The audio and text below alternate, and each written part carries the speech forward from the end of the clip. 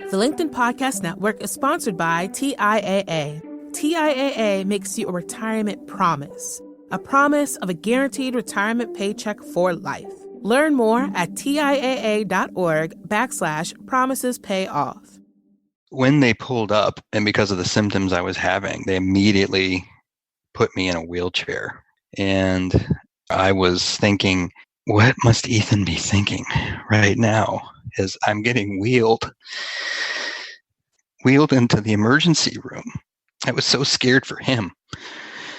And I remember laying on my bed in the emergency room.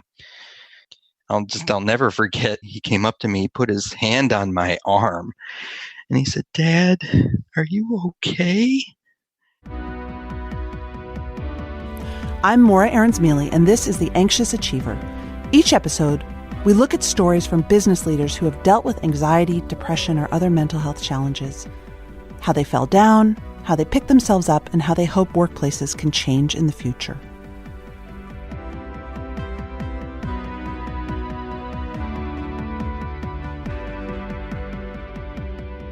Today on The Anxious Achiever, how the mental affects the physical. Oh, the irony of anxiety. Because today we're going to talk to a guest whose stress and anxiety landed him in the hospital. And you'll hear my story of landing in the hospital too. But we'll also talk to Dr. David Barlow, who is truly one of the founders, originators, and deep thinkers around modern-day therapeutic treatments for anxiety. He is founder and director emeritus of the Center for Anxiety and Related Disorders at Boston University. Dr. Barlow maintains that anxiety is necessary. The key is to right-size your anxiety, if you will. Find the Goldilocks level of anxiety. Barlow says without anxiety, little would be accomplished. The performance of our athletes, entertainers, executives, artisans, and students would suffer. Creativity would diminish. Our crops and food might not be planted. In fact, we need anxiety to be our best, and I think a lot of you could resonate with that. Well, our guest, Jason Miller, had always driven himself very hard. The first in his family to go to college, an excellent student, a senior executive at a global company, until he ended up in the ER, convinced he was having a heart attack. So we'll hear Jason's story, learn how he learned how to, quote, embrace the woo, I love that, and right-size his anxiety and his career.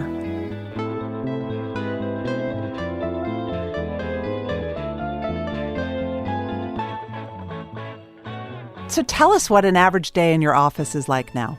So it's something different every day. It's part of what I love about the work I do. Any day might be consisting of doing some one-on-one coaching, doing some extended leadership development education sessions with groups of leaders.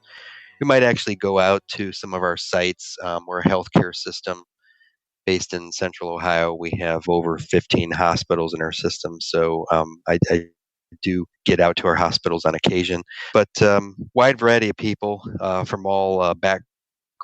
I work with both clinical and non-clinical people on really great work. People dealing with some tough stuff too, I would imagine. Very much. Anybody who has ever worked in healthcare, and even if you haven't, we all have some healthcare experience, right?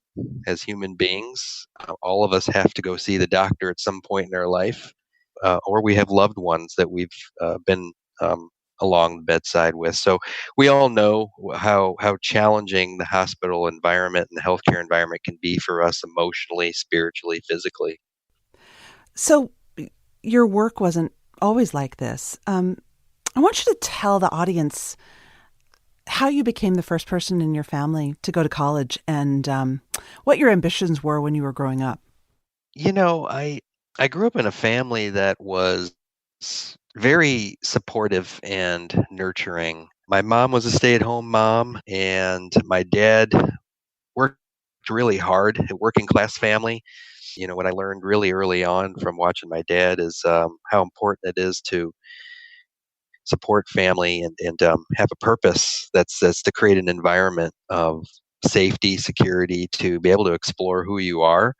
And what became really clear as we were growing up, I remember the day my dad was laid off from his job at General Motors.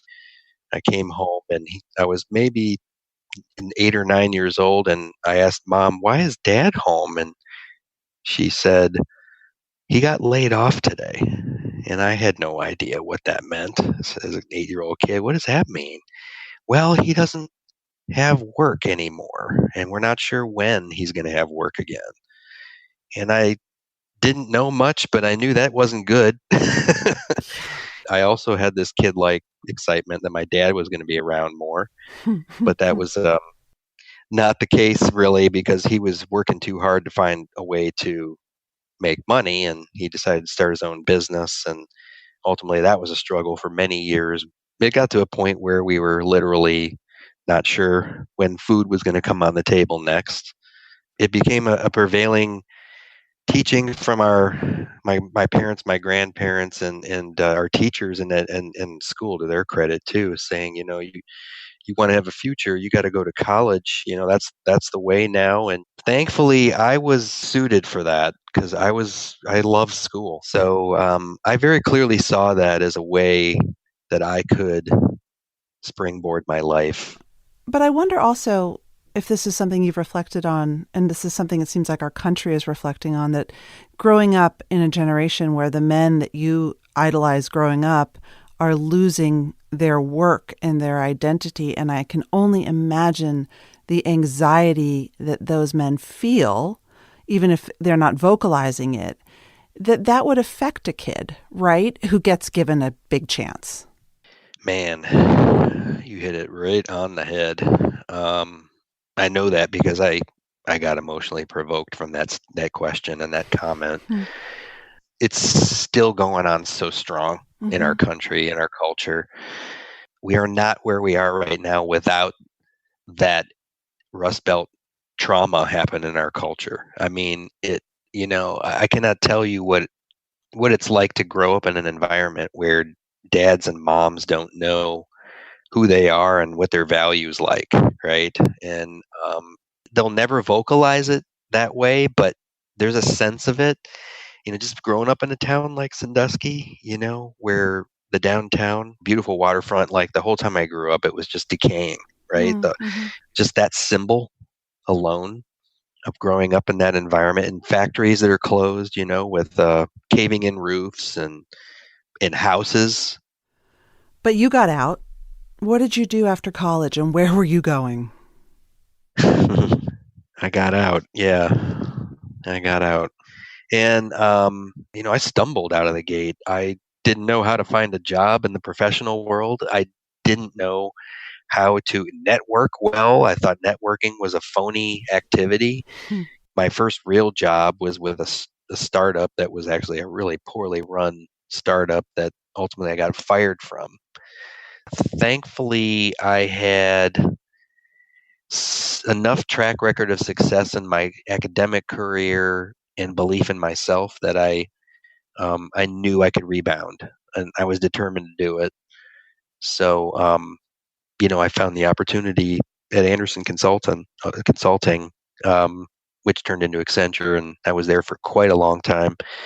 And I kind of gave myself to the organization because I said, show me the way. I'm ready, right? I fell down. I know I got a lot to learn.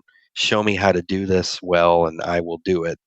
And what was it like? What was it like? Because you were there, you advanced. Talk us through the pace and what it felt like. I hit my stride at Anderson. I plugged into the learning engine. A big reason why people go to the big 5 firms is to come and teach them the fundamental skills to be a successful consultant. I learned those skills. I was successful in my client work. I started to excel, got promoted within a year and a half, started to lead teams, decided when I met my wife, wanted to get off the road, and took on a new role. And I worked for many years as the global marketing lead, and that managed our website for Accenture.com. And then I moved back into what I really wanted to do, which was this organizational development work. But being in a global environment, it's on 24/7, right? So working early mornings, taking conference calls every night was pretty much the norm. And this is a common challenge in global roles. We talked about this a lot at work, how difficult it is to really maintain balance in life when you're on all the time, and increasingly working from home too. Right. So it's a unique kind of stress that comes from that.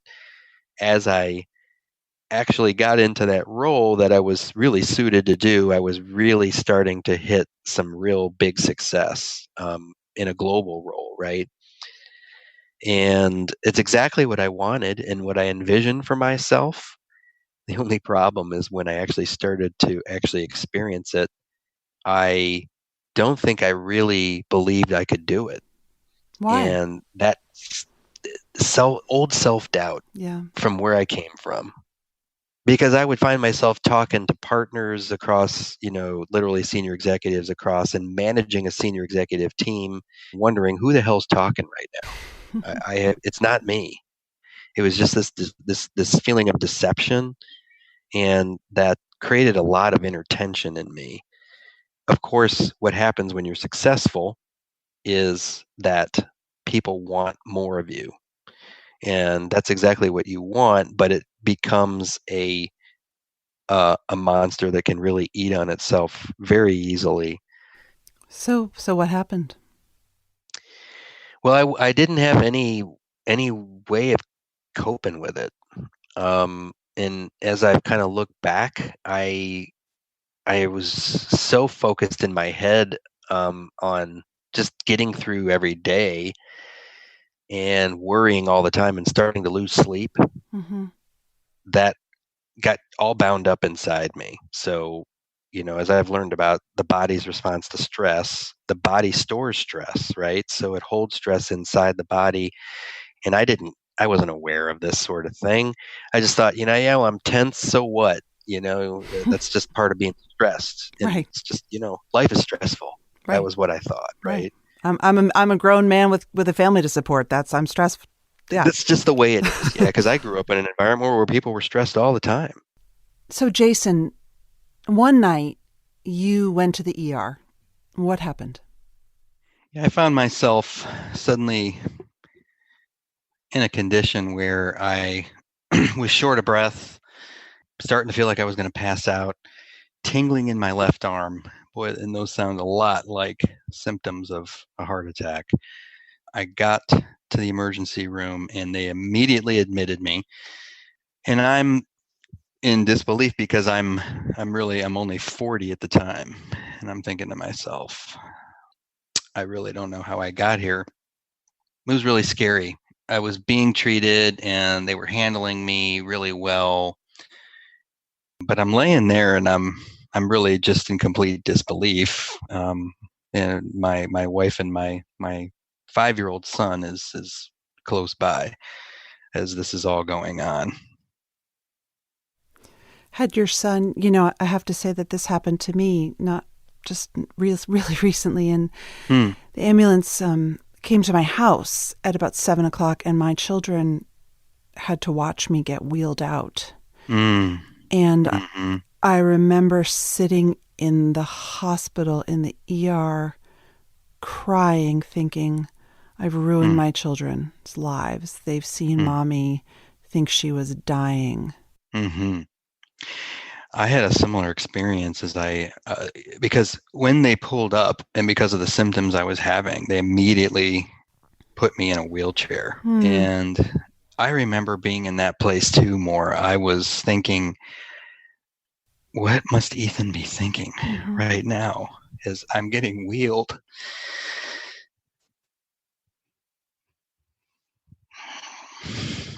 Wheeled into the emergency room. I was so scared for him. What he must be experiencing as he's seeing his dad like this. That was overwhelming.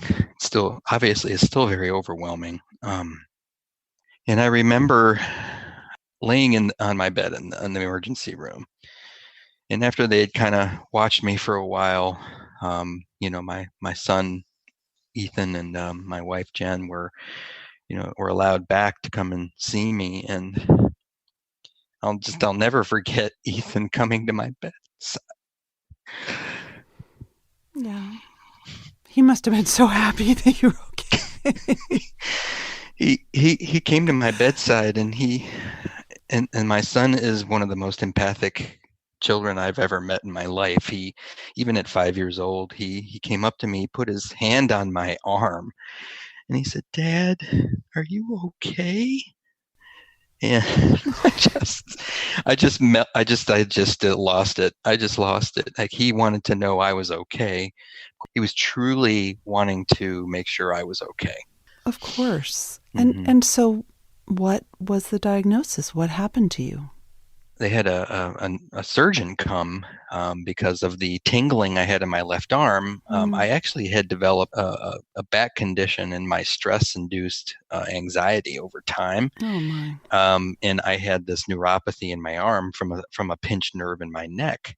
So the neurosurgeon came in and looked at me, and that was the other defining moment. He's the one that said to me, "From what we looked at your x-rays, there isn't a need for surgery. And as far as your heart condition goes, we can't find any evidence of there being a heart attack." Mm-hmm. And he looked at me straight in the eye and he said, still hard to say, he said, "You have got to get your stress in order or you're going to die young." Oh my God. 40. I'm sitting there. I'm like, in my mind, I'm still thinking I'm 25. Yeah. So the combination of Ethan, that face, that small little face, his hand on me, and that doctor's warning was a true wake-up call for me. That it was really the first time I really understood the power of the mind over the body. And I said, I have heard about people, stressing themselves to an early grave, but now I actually see how this works. You could feel it, I'm sure. I could feel it in my whole body, in my mind, my body. I could feel it, and it was scary as hell. I said, "Oh my God, I can literally kill myself." That was the thought that kept me up all night that night in the ER. And that was that classic dark night of the soul that you have. That was the wake-up call, that I'm laying there thinking, what am I so anxious about? Why did you end use up the here? word anxious? Like, was anxious the word that connected for you? Stressed, or all of it? I think worry was the word I thought of. What am I so worried about? Yeah. What am I so deeply worried about? And so I just wrote that night. I got a piece of paper. I asked for a piece of paper, and I started writing down all the things that were worrying me. And the list was lengthy. It was, it filled the page, and it was extremely insightful to see that list of stuff. I'm like, this is what's happening inside of me, which is why. And all the stories I'm telling myself about how I'm a phony and a fake, and I'm worried about being caught and not being taken care of and failing and losing money and losing security, losing the house. I mean, literally just the sky, big stuff, it could collapse around me. Right. So that was a really, really hard moment, but it was my wake up call. I literally said to myself, if I have the power to do this to myself, I have the power to do anything I want. And I kind of believed it at the time, but not really.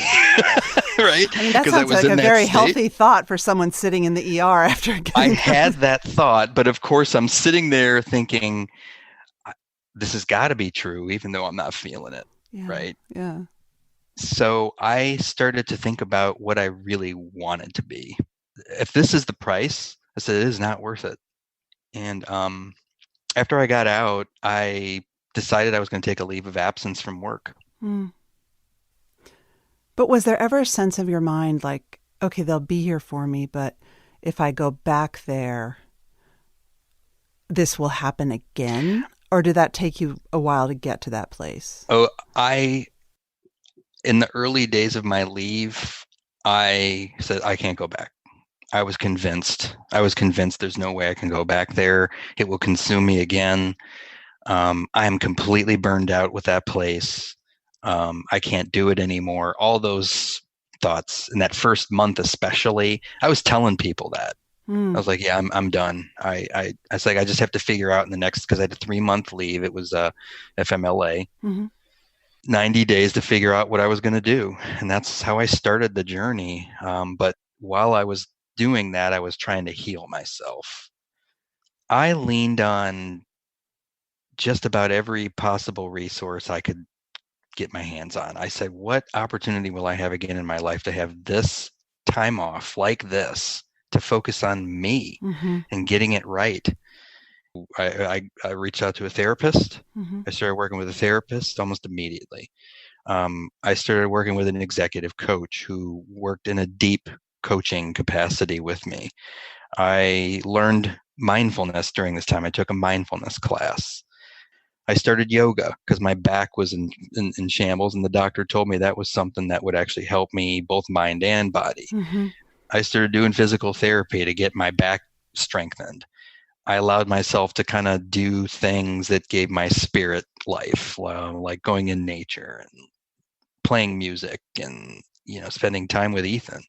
So I truly prioritize myself, and I have so much gratefulness to my employer at the time and my boss especially, and my boss's boss was the same. They changed my life by supporting me. Did you go in back? That way. The end of the 3 months, as I got stronger and I started to understand my own stories about myself, and I had capabilities to manage my stress, I started feeling stronger at the end of my 3 months. And I said, I think I can do this. And I got to try it in the new way. It's just going to follow me where I go. Wherever you go, there you are. There you are. Exactly. Yep. Precisely. So I said, that makes no sense. This, by the help of my therapist, quite honestly, helped me to see this. Yeah. Of course, I had a wonderful family support I didn't mention, and Jen, my wife, was enormously supportive during this time. I decided I got to do this. It was scary as hell. I remember the night before I went back to work. I had an awful nightmare. No, I wrote it in my journal because it was just so awful. It amounted to me literally going into a war-torn territory with who were likely Accenture partners, executives, who literally were taking shots at me, like literally shooting at me. Oh my God. It was like this apocalyptic kind of setting that I had in my mind. That's how scared I was to go back to work.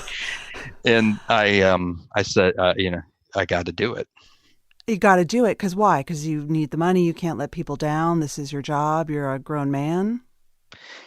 There's some of that, but it was also a part of my growth. I knew that I had to go back to face this. Not to be too cliche, but in Star Wars, it's the hero's journey. Luke has to go to the cave to face Darth Vader, right? I mean, you have to face your shadows. I mean, I wasn't stress-free. That doesn't go away. Stress never goes away. But now I had all these tools and capabilities to manage it more effectively, and I stayed with it. And I was able to talk openly with my boss. Thank God for that. I tried out a new me, and quite honestly, I got, I also leaned on this new direction. I decided while I was on that leave that I was going to go into executive coaching. That was a healing process for me as well. As a profession. As a big part of what I do. In leadership development. Yep. And you also said something, you said you learned, when we talked before, you learned to embrace the woo. Yeah. I love that. Like, how did you bring your woo to this very corporate culture, and how did that work for you? It sounds like it worked great. It is. Oh yeah. I love that you brought that up because, the more I have embraced my woo-woo, the more power I've had in the work I've done. And I'm doing it in spades. Every year I'm getting a little more weird in the work I'm doing. You know, And but I don't think it's weird. I feel like it's like exactly. It's integrative. Exactly. And that's the story we tell ourselves, Totally. right? My limiting story I was telling myself was keeping me from giving my gifts. And that was a big part of the racket I had going on. I was suppressing my real self. My true nature was being suppressed into this identity I felt like I had to manage and keep up. And of course the jig is up at some point if you're doing the big game of deception. You're gonna get caught. But if you're not deceiving people and you're truly being your true nature, there's no deception anymore. So I don't see it as woo-woo at all anymore. It's me. And I'm like, hey, I'm bringing me, and I'm rooting in it, and you're going to react how you react to it. That's yours, not mine.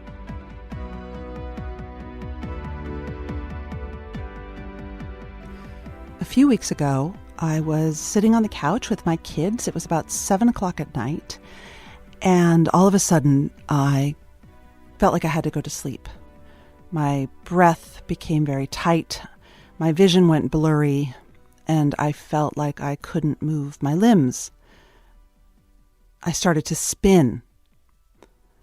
I was scared for my life and went upstairs, laid on my bed, and was so scared I said to my husband, I think you need to call 911. And they came very quickly and took me to the ER because I'm telling you, I thought that I was having a stroke or a heart attack or something terrible. Now, it turns out I was having a really bad panic attack. I've had panic attacks before, and honestly, I did not recognize this one coming. It felt like it hit me randomly, like a bolt of lightning, and I didn't recognize the symptoms. I just felt like I was dying. When I came out of it, and after I had sort of slept it off the next day, I felt emotionally like I had regressed about 35 years.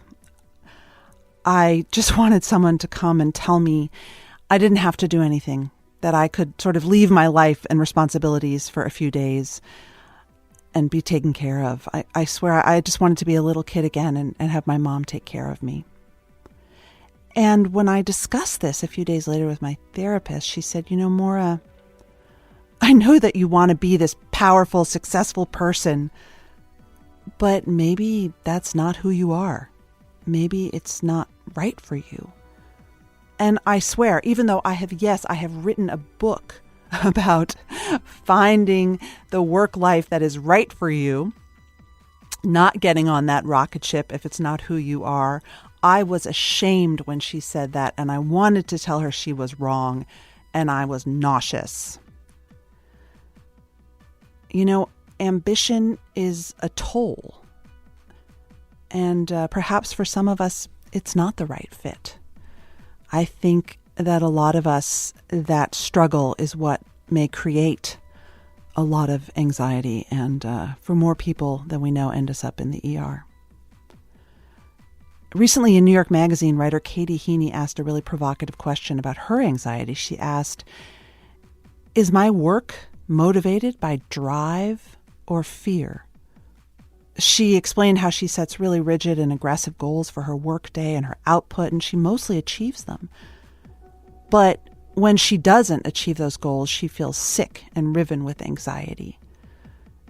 And I think for me, pushing myself to achieve goals that are not the right goals for me is what ended me up in the ER. How do you know you've ever done enough? Not knowing can show up in some scary and some very physical ways.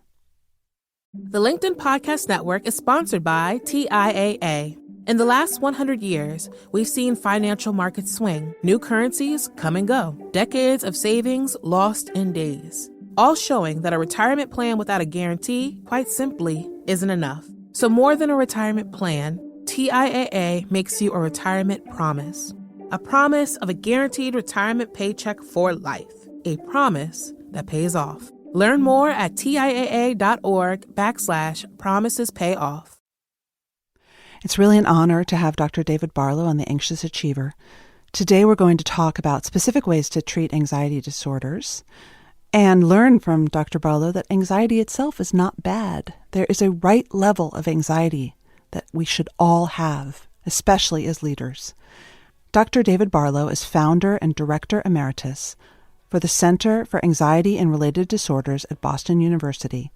His clinical research focuses on understanding the nature of anxiety and depression and developing new treatments for these disorders, and he will walk us through some examples of treatments for common phobias, anxieties that we may feel. But again, I just want to emphasize that he will make you feel better about your anxiety. The key is right-sizing it, and that is the quest that I think many of us are working on.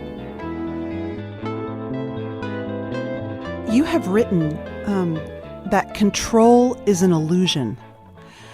And as an anxious person, just reading that scares me.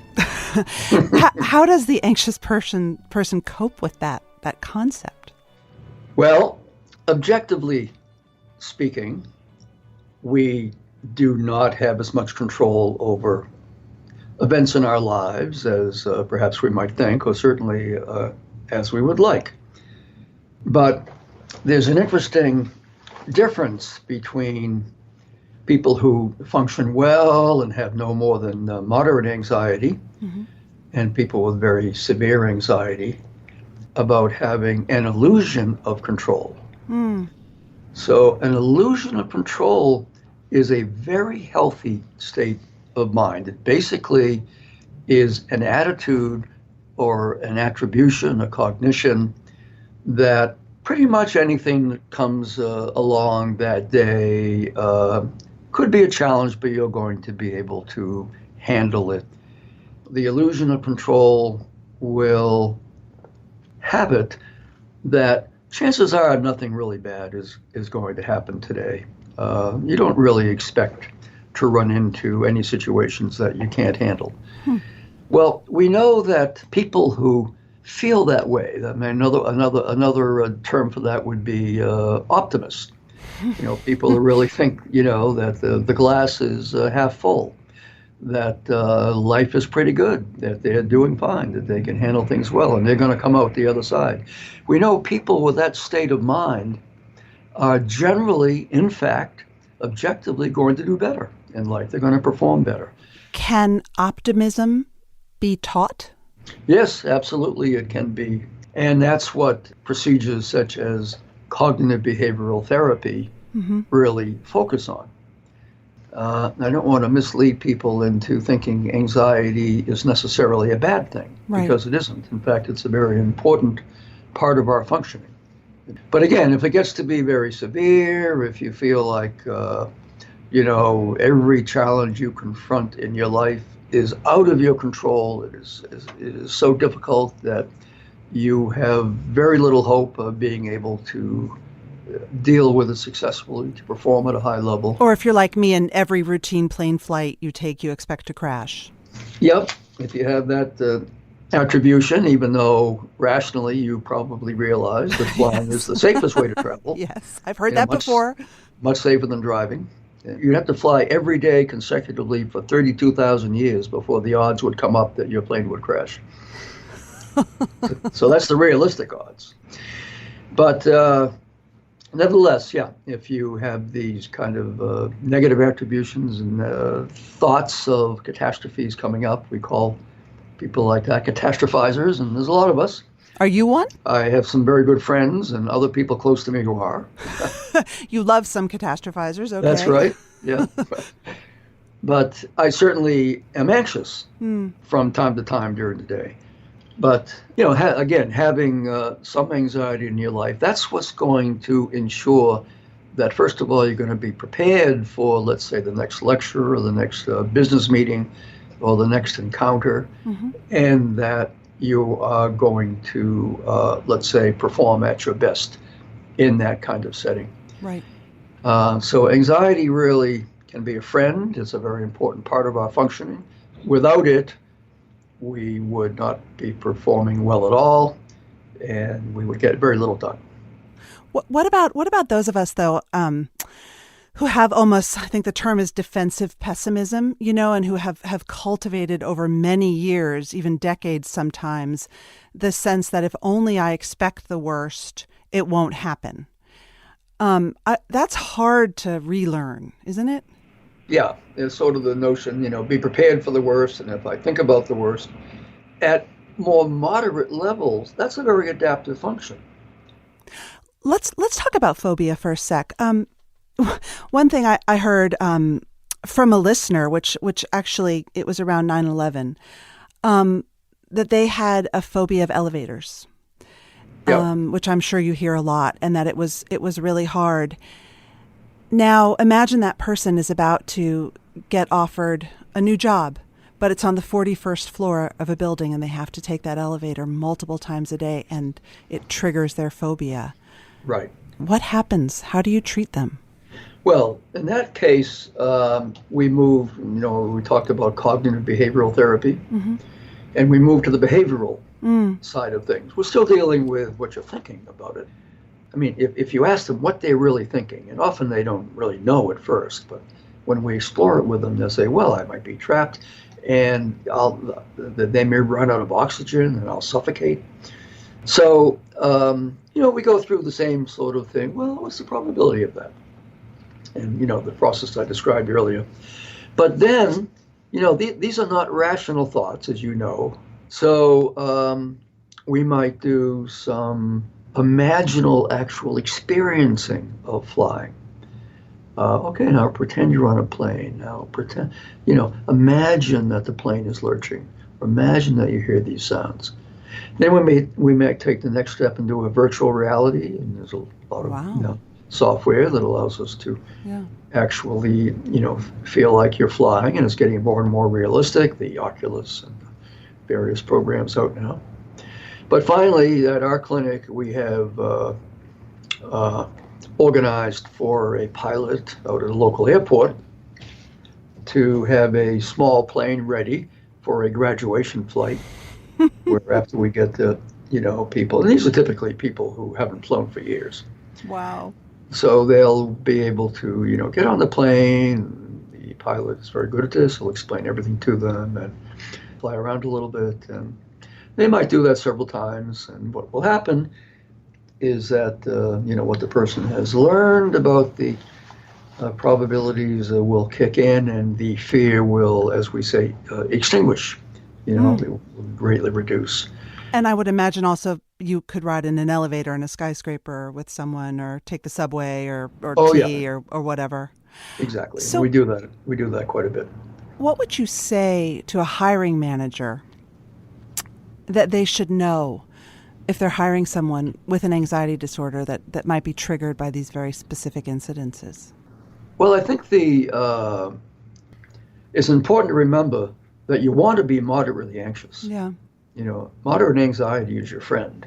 That's going to be with you. And I'm putting that on a bumper sticker. I need to remember that. Right. And a lot of people do. People spend, billions of dollars trying to eliminate their anxiety.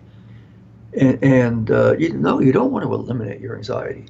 Anxiety is there for a reason. It's a normal human emotion, and it serves a function. It serves a purpose, just like fear does. Fear is a very useful emotion if there's something really to be afraid of. Anxiety is more about what's going to happen in the future. Right. Anxiety's been called for a long time. Early on, one of the psychologists called anxiety the shadow of intelligence because of the planning function of anxiety. It helps you plan for the future. Anybody, it's very natural to be anxious in a situation like that. You want to do your best, so that's what anxiety is for. And I think a good HR person will know that this is what many of them do. And we all do this in interviews. If we start off with some casual conversation, the events of the day, how was your trip in, sort of get people talking. And then you slip into some of the more substantive stuff.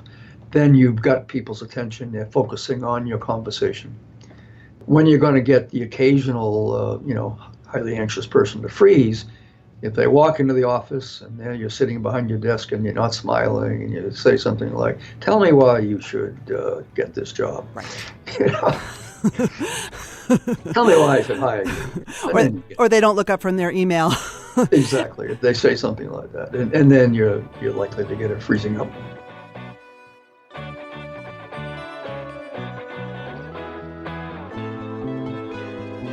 Hey, Achievers. Any Big Lebowski fans out there? I have been blown away by the feedback that I've gotten from you about this show. It really touches me, and you have sent me tips about everything from doing yoga to books I could read, people I could talk to. I feel like we're on a journey together, and I'm really grateful for your feedback, and I want to hear more of it. I'd also love to hear any questions that you'd like me to take up, types of guests you'd like to hear from, or issues you'd like me to talk about. So if you have something to say, and it doesn't have to be good, I am working on accepting critical feedback. You could email anxiousachiever@gmail.com. Again, if you have feedback for the show or for me, email anxiousachiever@gmail.com.